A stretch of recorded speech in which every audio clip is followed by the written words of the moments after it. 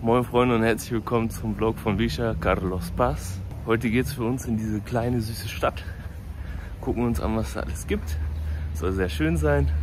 Wir haben es jetzt 9:40 Uhr. Um 10 fährt unser Bus. Kostet 400 Peso, also sehr günstig. Viel Spaß!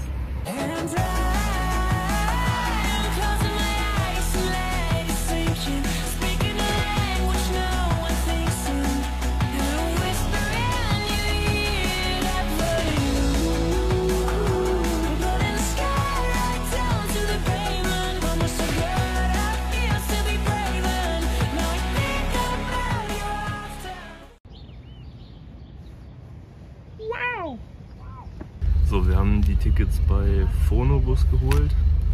Das ist das Fenster 72, glaube ich. Und das kostet nur 400 Peso, also 80 Cent oder so. Das Rückfahrticket holt ihr dann dort im Terminal. Günstiges Vergnügen.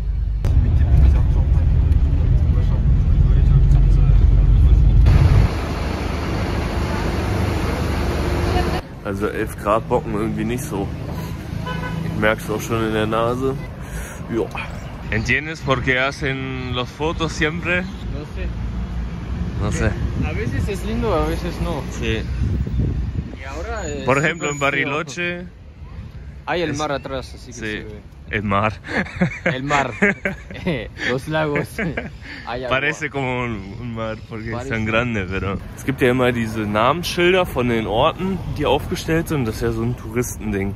Da machen ja immer alle ein Foto. Und sagen, guck mal, ich war hier. Und manchmal sind die richtig hässlich, so wie hier gerade. Ist jetzt nicht so ein schöner Hintergrund. Aber zum Beispiel in Bariloche war es ja mega krass. Also da ist so der fette See dahinter. Oder wie Noah sagen würde, ein Meer. Das ist dann wieder was anderes. Aber zum Beispiel in Posadas war es jetzt auch nicht so besonders. Da haben wir nur irgendwie Quatschbilder gemacht. So.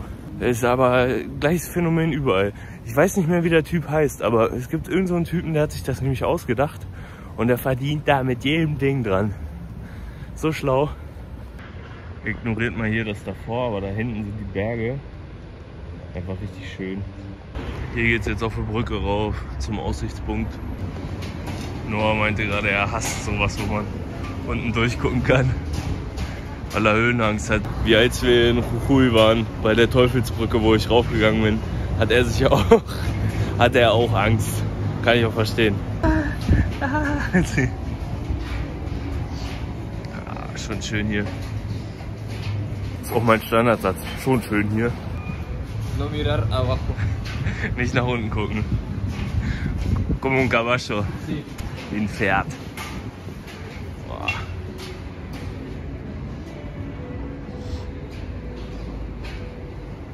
Gestern war das Wetter besser. Gestern hat die Sonne mega geschienen und so. Boah, schön.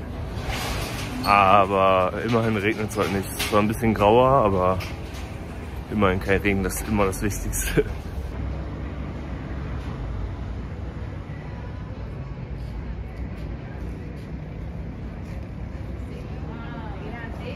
Das hier ist einfach die andere Seite. Und hier ist einfach voll der geile Fußballplatz. Einfach direkt am Wasser, das ist ja richtig geil. Das habe ich auch schon gedacht, es gibt ja so Fußballplätze auf dem Wasser. Also die bauen dann da so irgendwelche Kanister drunter, damit das schwimmt. Und dann kannst du da drauf zocken. Echt crazy. Oder als wir in Purmamarca waren, da war der Fußballplatz einfach vor so einem Berg mit verschiedenen Farben und drumherum einfach ganz, ganz viele verschiedene Farben. Das muss auch richtig geil sein, da Fußball zu spielen. Auf Asche jetzt nicht so Bock, aber egal. Das ist auch immer so bescheuert. Das Ding hier, das geht mir nicht mal bis zur Hüfte. Das heißt, wenn ich mich jetzt so hier hinstelle und einer rempelt mich an, dann fahre ich hier einfach rüber. Das ist schon Quatsch. Ist ja alles für kleine Menschen gemacht. Ergibt auch Sinn, aber nicht so an Tourismus gedacht. Hier zum Beispiel viel besser. Hier kannst du mich schubsen, passiert gar nichts. Große Menschen werden hier wirklich diskriminiert, unglaublich.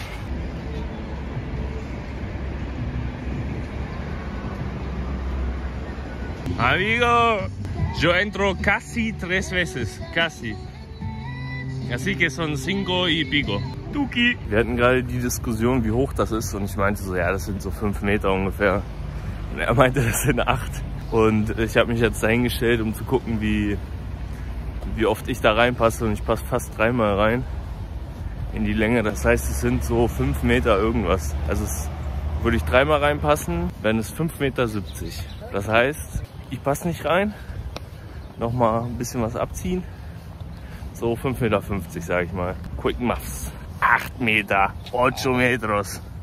No. Nee, Bär. Ich habe ihm auch gesagt, ihm spielt seine Höhenangst einen Streich.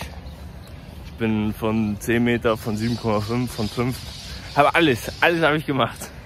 Und das ist definitiv viel höher. Da scheißt man sich in die Hosen. Da zittern einem die Knie, wenn man da als 14-Jähriger runterjumpt. Hier ist so eine Kartstrecke, aber die sieht sehr langweilig aus, bin ich ehrlich. Das ist einfach so richtig grün, das Wasser. Krass. Das sieht man tatsächlich auch auf Google Maps, wenn man sich das Wasser anguckt, dass es da so grün ist. Aber ich hätte nicht gedacht, dass das so crazy ist. Ich dachte, das wäre vielleicht irgendwie im Frühling oder so, oder keine Ahnung. Keine Ahnung, was ich dachte. Hier gibt es auch überall schön die ganzen Cervecerias. Quilmes, Stella Artois, oder wie man es ausspricht, läuft. Und hier sammelt sich das ganze grüne Zeug. Geil. Hier am Stand und da drüben sind ganz viele Hotels. Ja, würde ich genauso machen. Wir haben auch schon darüber gesprochen, dass es irgendwie wirkt, als hätte Cordoba oder die Leute aus Cordoba zumindest viel mehr Cash als in Buenos Aires und La Plata.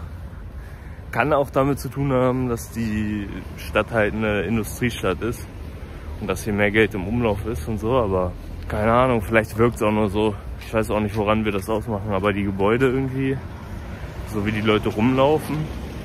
Aber ich denke auch in Buenos Aires zum Beispiel hat man auch einfach nochmal eine viel krassere Armut. Also nicht, dass unbedingt viel mehr, obwohl bestimmt gibt auch mehr. Es konzentriert sich da schon sehr krass. Aber auch einfach, dass man das halt tagtäglich in der Straße sieht. Und hier sieht man das auch. Hier in Carlos Paz jetzt nicht so. Aber das ist nicht so krass in Cordoba. Und nicht so viel. Hier auch wieder ein richtig geiles Hotel. Es hat hier alles irgendwie so ein bisschen den spanischen Style. So als wäre das so eine Finca auf Mallorca oder irgendwie in Sevilla im Süden Spaniens. Bravo! Ich hätte jetzt den Abgang hinten rüber, hätte ich jetzt erwartet. Wir marschieren jetzt schön einmal da hinten hin, gucken uns hier die Costanera an und schön unser Leben.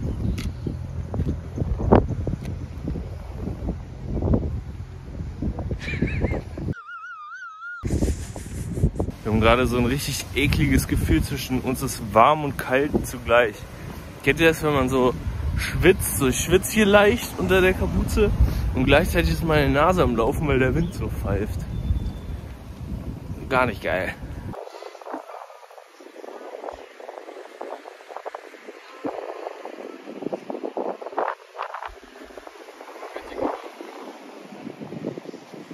Ja, ist schon krass schön, ey.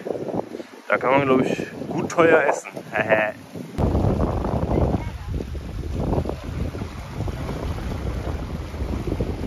Sexy Auto, aber ich kenne mich nicht aus.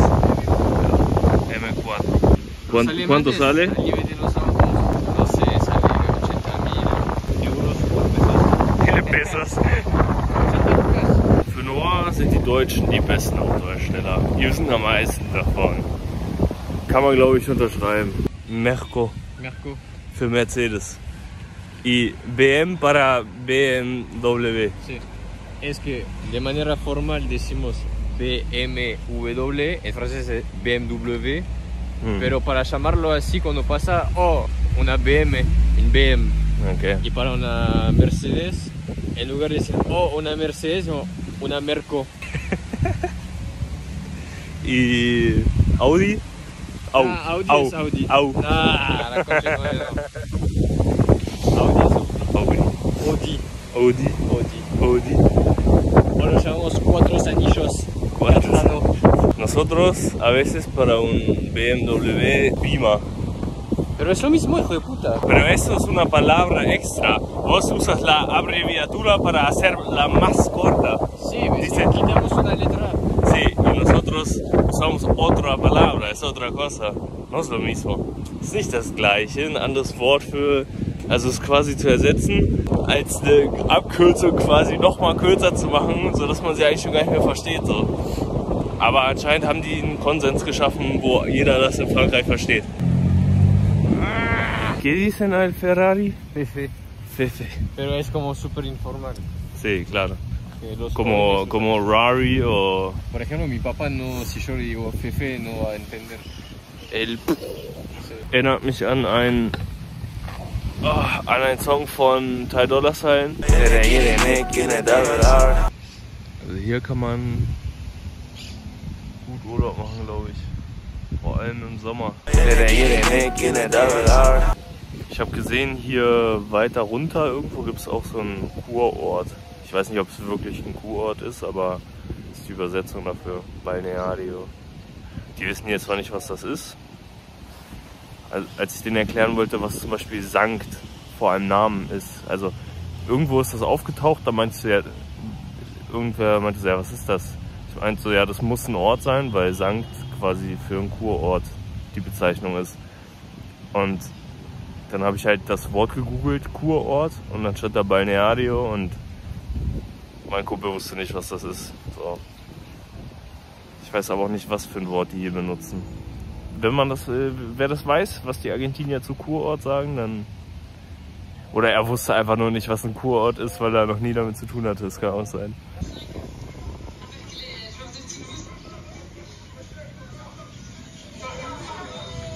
Fondo. Extra einfach das Bier weg, weil Toulouse die Rugby-Mannschaft da gewonnen hat.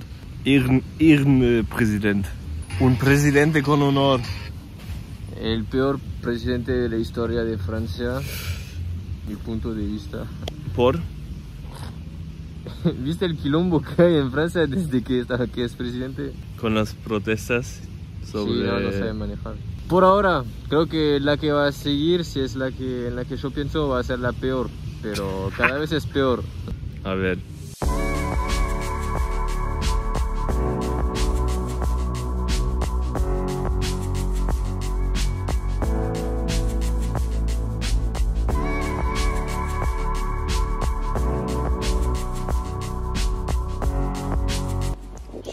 Ferienort hier, da sieht man so ganz viele Wohnungen, wo man schön Urlaub machen kann und sehr viele schöne Häuser, das auch.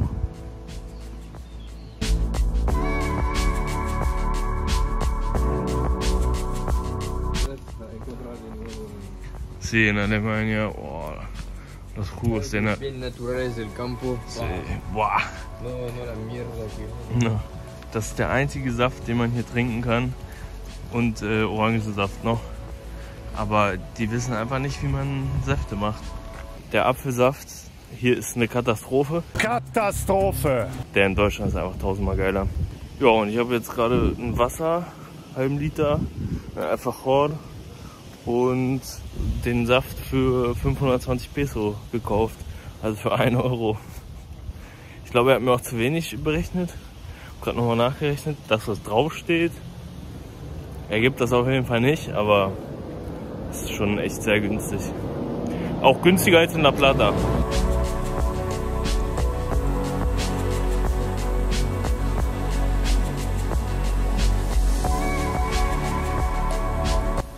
Das ist ganz süß die Gegend. So kleine Häuser hier, dann mal wieder größere. Ich glaube, im Sommer ist es hier mega schön. Wenn man hier so langlatscht, überall Palmen, Bäume, viele Leute, Wasser. Aber jetzt ist hier irgendwie tote Hose. Ist auch verständlich, ist schon fast Winter. Wir sind jetzt was essen. Bin mal gespannt, der Laden ist rappelvoll. Der ist riesig und rappelvoll. Weil es hier so ein Angebot gibt, ein Gericht plus ein Nachtisch, irgendwie 2000 Peso. Das sind nicht mal 4 Euro. Da gibt es auch nur 3 ausgewählte Gerichte.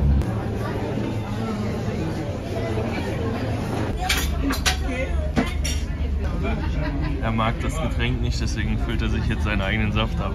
Das ist der Strohhalm. Sieht ein bisschen komisch aus. Se ve un poquito raro. Ja? Tuki. Das ist einfach so eine Riesenschlange. Die geht bis nach draußen. Ich warte hier aber noch auf mein Dessert. Der Kellner ist, also der ist wirklich eine Persönlichkeit. Der hat auch einfach gerade abgerechnet, bevor wir überhaupt fertig waren. Der hat uns das Dessert gebracht und dann hat er abgerechnet. So von wegen, ess auf und dann verpisst euch bitte. Und der redet auch so richtig undeutlich.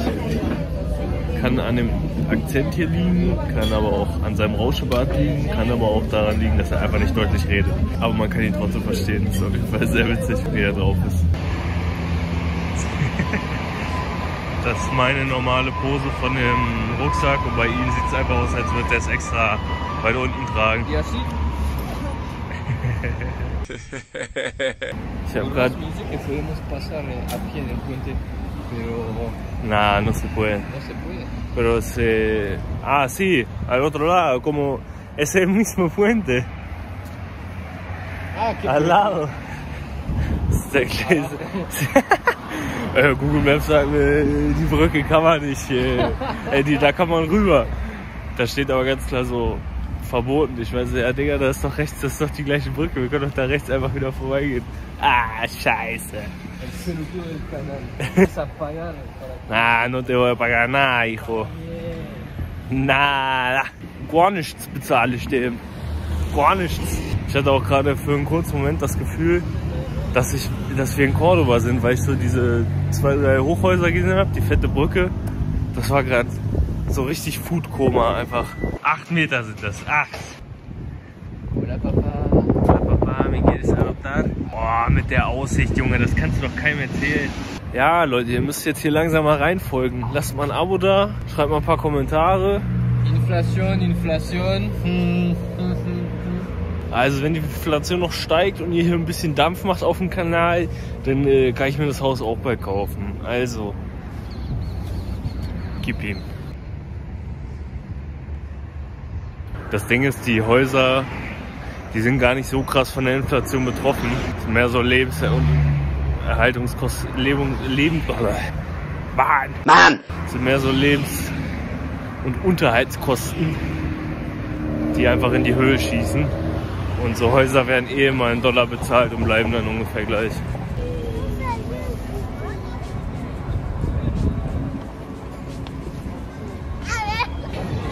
Da war geisteskrank viele einfach Fotos und alles Mögliche.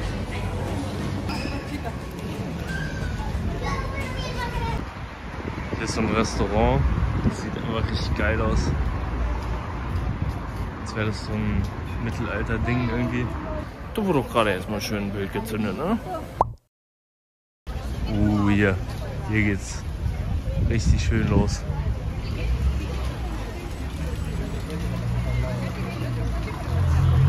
Lo siento, pero no te quiero en mi foto, eh? In diesem Sinne auch, lasst mal ein Like auf Instagram da und ein Follow. Das ging.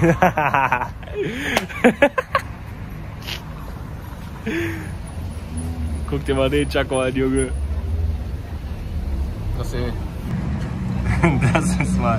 Das war eine geile Schaufensterpuppe, Junge. Ja, aber ist die Realität, was soll ich sagen, ne? Gibt's auch. Also es gibt hier echt schöne Häuser und es gibt hier auch richtig hässliche. Ich zeig mal eins. Das da sieht zum Beispiel aus wie ein Knast.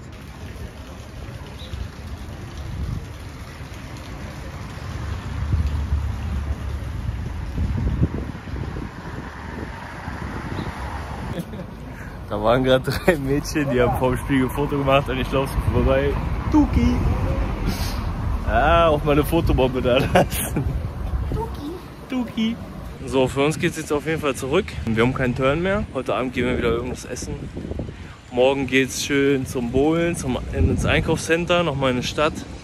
Das wird auch geil, da gibt es auch nochmal einen kleinen Vlog. Mega.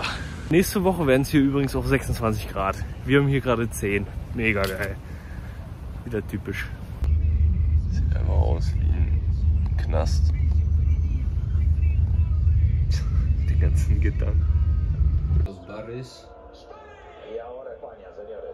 Wir wollten gerade was bestellen, aber einfach kein Lokal von Pizziuscha liefert hier zu unserer Adresse. Ich weiß nicht, ob wir hier gerade im Ghetto gelandet sind, aber richtig nervig. Wir wollten nämlich eigentlich nicht mehr rausgehen, aber jetzt müssen wir noch rausgehen, um was zu essen. Ich glaube, danach gehen wir dann auch noch an eine Bar oder sowas. Schön Fernet sippen. Angels sippen. Wir sind jetzt in La Casa de la Hamburguesa. Hier gibt es einfach oben noch einen Bereich und es gibt auch einfach eine Terrasse. Mega geil. Aber es ist noch keiner da, weil es erst 8:45 ist. Die Argentinier essen immer alle sehr spät und keine Ahnung, vielleicht ist der Laden auch kacke. Spaß.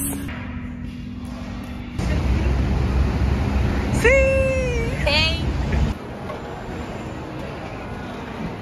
Baby.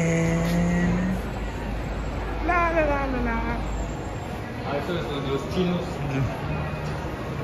Así. Te quiero ver. ¿Cómo se hace? Dale, ¿qué haces?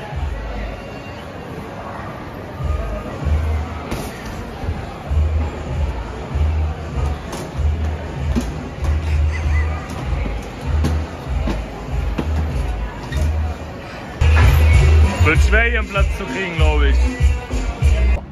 Scooby-Doo Papa. Ja, schon schön hier, auch bei Nacht.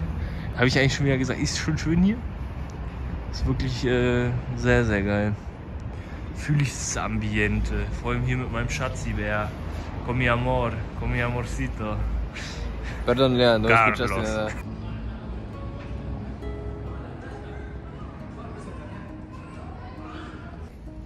Warum ist das hier so schön?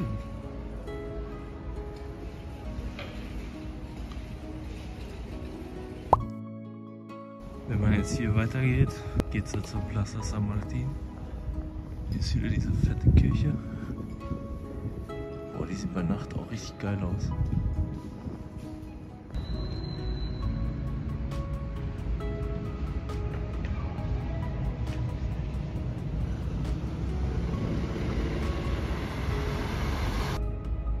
Also die Kathedrale ist schon sehr sexy. Muss man sagen. Oder? Que bonito. Sorry, man. Please, no picture, no picture. Security. Da ist die Security. Call me so. Also das hat hier alles so bei Nacht nochmal einen ganz anderen Charme irgendwie. Da sitzt einfach einer auf einem Stuhl und schläft im Restaurant. Also ich habe mich da gerade ein bisschen erschreckt, als ich da reingeguckt habe. So Freunde, wenn euch der Vlog gefallen hat, lasst ein Like da, lasst ein Abo da. Wir sehen uns beim nächsten Mal wieder. Ciao. Schau dir, ja, du hast mich outplayed. Bist so high, frag, wann komm ich wieder down, ey. Ja, bist du mein Kopf auf meinem Phone, ey. Caught up in my feelings, ich komm nicht mehr raus, ey.